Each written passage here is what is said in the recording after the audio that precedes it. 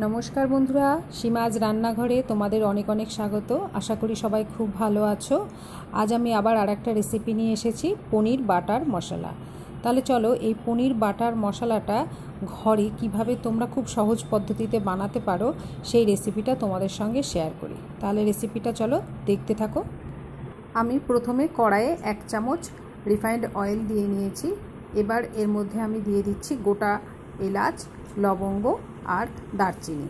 এইগুলো একটু ফুটে উঠলে আমি এর মধ্যে দিয়ে দেব 1 কাপ কুচি করে রাখা পেঁয়াজ। পেঁয়াজটা দেওয়ার পর আমি পেঁয়াজটাকে 1 থেকে 2 মিনিট মতন ভেজে নেব। 1 থেকে 2 মিনিট মতন এটাকে ভেজে নেওয়ার পর আমি এর মধ্যে দিয়ে দেব 1 চামচ রসুন কুচি করে রাখা আর এর সঙ্গে আমি দিয়ে দিচ্ছি 1 চামচ আদা কুচি। এবার এগুলোকে আমি আবার ভাজবো 2 থেকে 3 মিনিট মতন। মিডিয়াম ফ্লেমে তোমরা এই কাজটা করবে, হাই ফ্লেমে করবে না। এবার এটাকে আমি 2 থেকে 3 মিনিট চলো ভেজে নিই। ভাজা হয়ে গিয়েছে আমার, দেখো এটা পেঁয়াজটাও নরম হয়ে এসেছে। এবার এর মধ্যে আমি দিয়ে দিচ্ছি 1.5 কাপ টমেটো কুচি। এইটা বানাতে গেলে একটু টমেটোটা বেশি লাগে।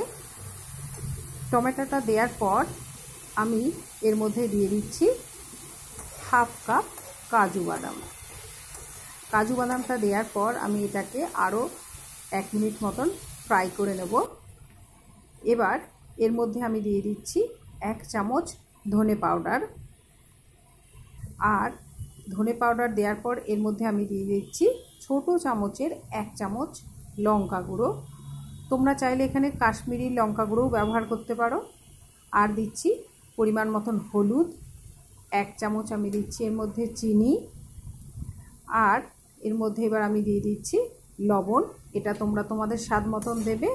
দেওয়ার পর আমি এটাকে আবার ভালো করে ভেজে নেব। ততক্ষণ অবধি ভাজবে যতক্ষণ পর্যন্ত না টমেটোটা একদম গলে যাচ্ছে। দেখতে পাচ্ছ আমি এটাকে ভেজে নিয়েছি, টমেটোগুলো একদম নরম হয়ে গিয়েছে। এবার এটাকে আমি নামিয়ে রেখে ঠান্ডা করার পর মিক্সিতে পেস্ট করে নেব। তাহলে চলো এটাকে আমি এখন নামিয়ে ঠান্ডা করতে দিই। এবার আমি একটা কড়াইয়ে 1 চামচ মাখন নিয়ে নিচ্ছি। এই সময় তোমরা কিন্তু গ্যাসের ফ্লেমটা একদম লো রাখবে। এরপর আমি দিয়ে দিচ্ছি, দেখো যে মশলাটা আমি বানিয়েছিলাম সেটা পেস্ট করে নিয়েছি, সেইটা আমি কড়াইয়ের মধ্যে দিয়ে দিচ্ছি। দিয়ে এটাকে আমি 2 থেকে 3 মিনিট মিডিয়াম ফ্লেমে ফ্রাই করে নেব। দেখো আমি এটাকে 2 থেকে 3 মিনিট অবধি ফ্রাই করে নিয়েছি। এবার এর মধ্যে আমি দিয়ে দিচ্ছি 1 কাপ মতন জল।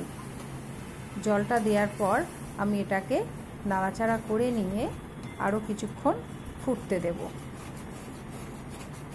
দেখো মশলাটা আমার খুব ভালোভাবে ফুটে উঠেছে।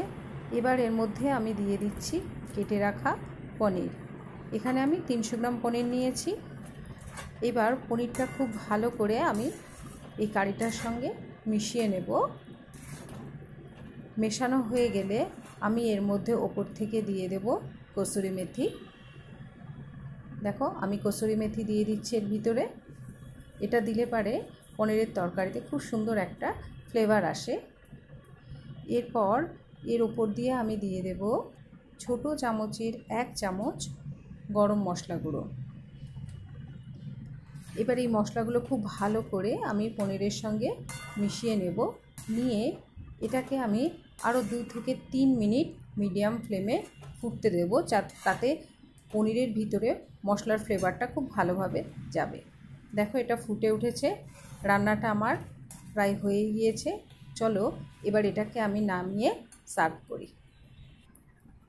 দেখো রান্নাটা আমার হয়ে গিয়েছে। আমি উপর দিয়ে একটু ক্রিম আর 1 টুকরো বাটার দিয়ে দিয়েছি। তোমরাও এইভাবে ঘরে বানাবে এবং লুচি, পরোটা বা নানের সঙ্গে এটা পরিবেশন করবে, খুব ভালো লাগবে। আমার চ্যানেলটা ভালো লাগলে লাইক, শেয়ার আর সাবস্ক্রাইব করে দিও। সবাই খুব ভালো থেকো। আজ তাহলে রাখছি, নমস্কার।